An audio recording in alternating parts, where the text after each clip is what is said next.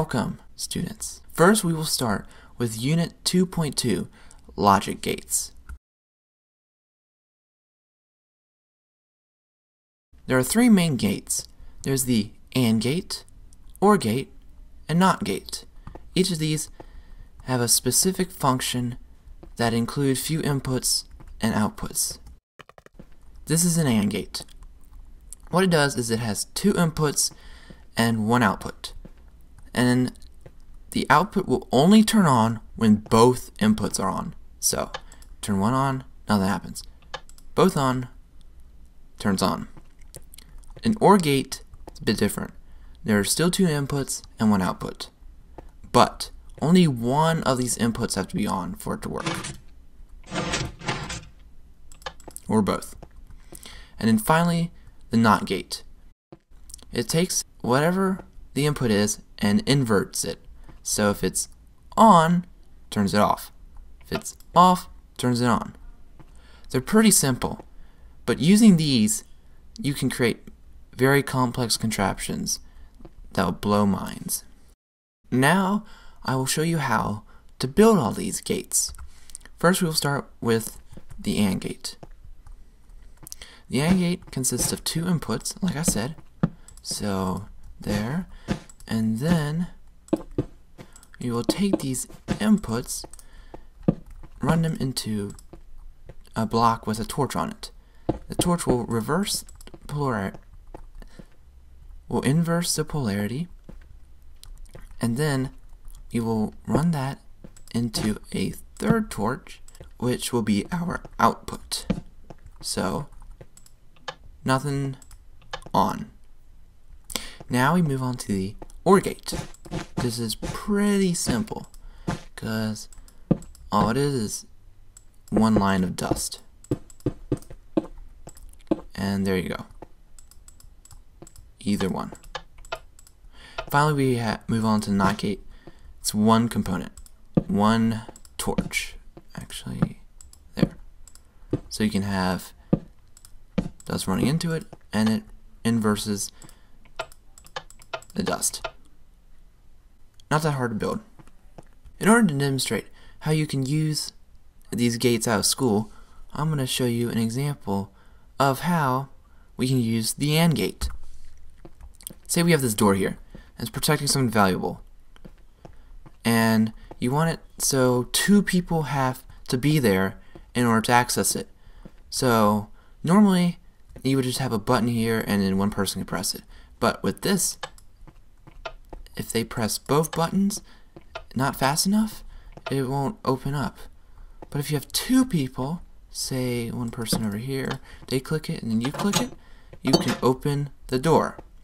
And this is made possible by an AND gate, because both of these buttons have to be outputting something in order to turn this torch on, using three torches here. So, this is one way an AND gate can be used outside of the school. Now we will move on to Unit 2.6 and 3.2. I've merged the two units because, well, they have pieces and bits that sort of work together. We will be making T flip-flops, Nor Latches, Monostable circuits, and Pulse Shorteners. So, first we will talk about the Monostable circuit. This is a monostable circuit right here. What it does is it converts a long pulse into a one-tick pulse, which is very useful. So, if we watch this lamp, it will flash on and off. Now, this is used in a T flip-flop, which what that does is it takes a pulse and turns it into a stable signal. So right now it's off. Press the button, now the lamp is on, and it will stay on until I press the button again. That is a T flip-flop and a monostable circuit. Now we move on to the Nor Latch, which is a lot like a T flip-flop, except it has two inputs instead of just one. So, depending on its state, one of these inputs will change the state and the other one will be completely useless. If I press this button, it'll turn it on. But if I press it again, it'll do nothing until I press this button over here. Then it'll turn it off. And while it's off, this button is useless. Now we move on to the pulse shortener. The pulse shortener takes a long pulse like this button, which is a 15-tick pulse, and turns it into something usable, like a 4-tick pulse. So, to demonstrate, if I press this button, this lamp will only shine for 4 ticks. The way it does it is, first it sends a signal through the redstone, through the block into the repeater, soft powering the block, and then the repeater takes that power and delivers it to the lamp. But then 4 ticks later, this activates, pushing the block out of the way, so this is basically powering nothing at all, and then this loses power because, well, this isn't powering it anymore, and then it turns back off. We can also do it with 1 tick, creating a monostable circuit, or 2 ticks, and this can go on for a while. For example, we can turn it into a 10-tick pulse, like so. Finally, I'm going to show you how to build them. First, we will start with a monostable circuit. You have your input here, so you will rest in line like that, and an output over here. Then we put a piston in between these blocks and a block on top, because this redstone will power the piston, make it shoot up, and then it will power this really quickly, because then the block will move instantly, almost instantly. Now we can convert this into a monostable circuit. First, it works. Now, in order to transfer it into a monostable circuit, we take this here,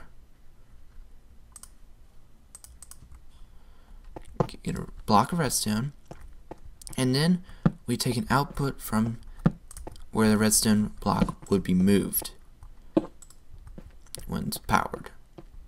So now, T flip-flop. Next, RS Nor Latch. This is much simpler than that mess over there. Put a torch, 2 blocks, torch on each block, then run each torch into the side of the other block, like so. Then you can place buttons on top, inputs into each of these blocks, and then a single output. So if we press this, it does nothing. Press this, then it turns off, and if we press this, it turns back on. And finally, the pulse shortener. First, we want piston with a block, and we want repeaters running into the piston, but dust running into the block, like so. Now you can set the delay, set for 6, and now all we have to do is take a repeater output, and then there you go, 6-tick pulse. And that's how you build all 4 of them. We move on to Unit 5.6, droppers and hoppers and alternative ways to make these different circuits. We can make a more compact design of a T flip-flop by using 3 droppers and a single hopper. And an item, don't forget that. So, it is in the off state because the item right now is stuck in this dropper. But when we press this button, it'll cycle through into this dropper here, powering the comparator, powering whatever you want. And then if we click it again, it'll get thrown back in here. Very simple, but much more compact than the original one. We move on to another compact one that we've already talked about, which is the RS Nor Latch, but with 2 droppers facing into each other. So, one button doesn't do anything, while the other one will turn it on or off, just like the RS Nor Latch. And like I said before, much more compact, but The difference between this one is it's not completely silent like the torch design was. Finally, we have one of my personal favorites, the randomizer.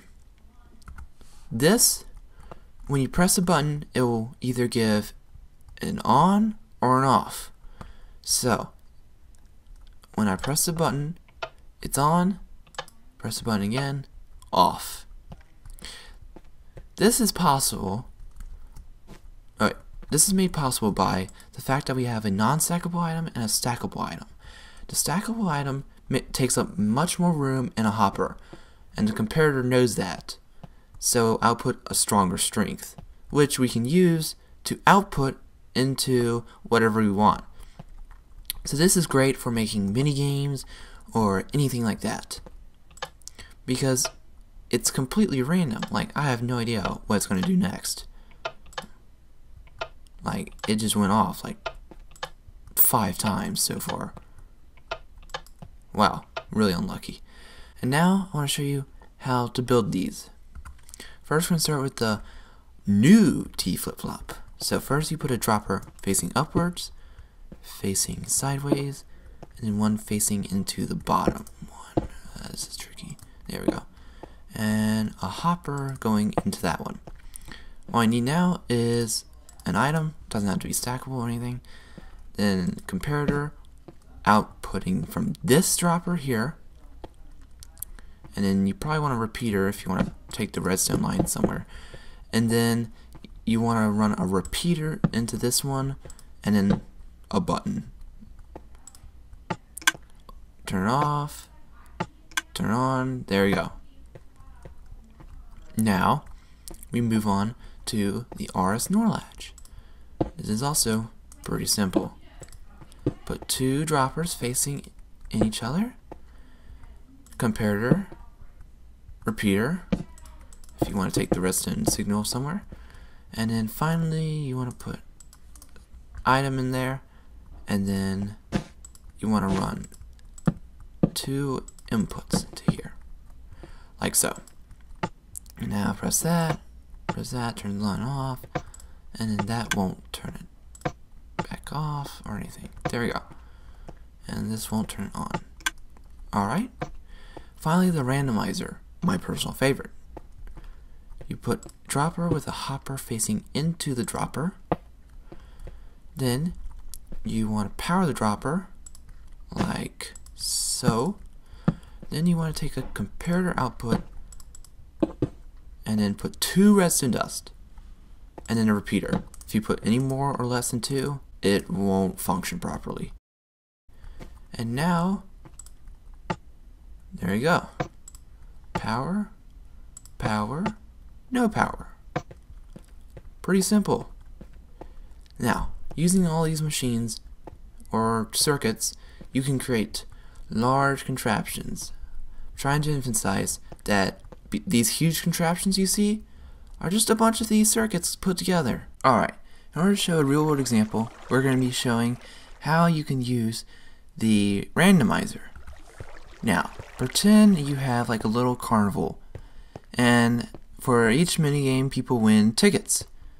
And then what they do is they insert a ticket and they have a 50-50 chance, determined by this randomizer circuit, to receive a diamond. So, we put in one of our tickets, we're unlucky, and then put another one in, still unlucky, still unlucky, and we finally get a diamond. Now, we can increase our odds of getting a diamond by placing in more non-stackable items, or we can decrease it by adding in more stackable items. Now, there's a 25% chance I will receive a diamond. Wow, I must have been really lucky that time. Alright, let's review. Behind me, I have every circuit that we have learned about today. So let's start from the beginning. We started with the logic gates, and we're going to start with the AND gate. The AND gate has 2 inputs and 1 output. In order for the output to output on, both of these inputs have to be on. For this one, only one input needs to be on for it to output on, but both can be on anyway. And finally, we have the NOT gate. It takes whatever the signal is and inverts it. So if it's on, it'll output off.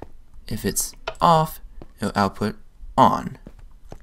Next, we move on to the monostable circuit, which allows us to take a pulse and turn it into a 1-tick pulse, which then allows us to have the sticky piston spit out its block, creating a T flip-flop. And as we recall, the T flip-flop will take one pulse and turn it into a stable signal until it is activated again. Then we have the RS Nor Latch, a lot like the T flip-flop, except it has two inputs, and one input always turns it on and one input always turns it off. But if it's in the off state, it won't do anything, and while this is in the on state, it won't do anything. Then we have the Pulse Shortener. It'll take any length pulse and chop it down into what you want. So this will chop this pulse down into a 4-tick pulse, like so. We move back on to the T flip-flop, except dropper style. Press the button and it cycles through the droppers, turning on and off. Same with the RS Nor Latch we have here. It acts just like the one over there, except much more compact. Finally, we move on to my personal favorite, the randomizer, and this gives out a random output, so it'll either be on or off, I don't know. And then you can also edit it to make it more likely to turn on or more likely to turn off.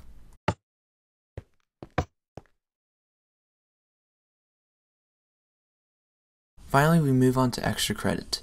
What I want you to do is I want you to build a contraption that uses some of the stuff that we learned today. For example, I have here a contraption that uses randomizers and a T flip-flop. I call this the inconsistent door because when you open it, there's only a 50-50 chance that it actually works. Still doesn't work. Come on. Ah, there we go. Now I can come in, and if this thing will ever close, be that way. So what it does is uses a randomizer, and when the randomizer outputs something, it will activate the T flip-flop, which will turn or turn off that redstone repeater here, which will open or close the door. Finally, this isn't all that useful, but it does demonstrate what these circuits do. And that's what I want y'all to do. I want y'all to build something that can do that. Good class, everyone. I hope that you have learned something today, or have taken something away that you can use in one of your own redstone contraptions. And finally, I want to emphasize the point that all these small contraptions that we're building now, you can use them all together to create mega builds and awesome redstone contraptions in the future. I hope you enjoyed today's lesson, and tune in to next episode where we'll be learning about more complex redstone mechanics.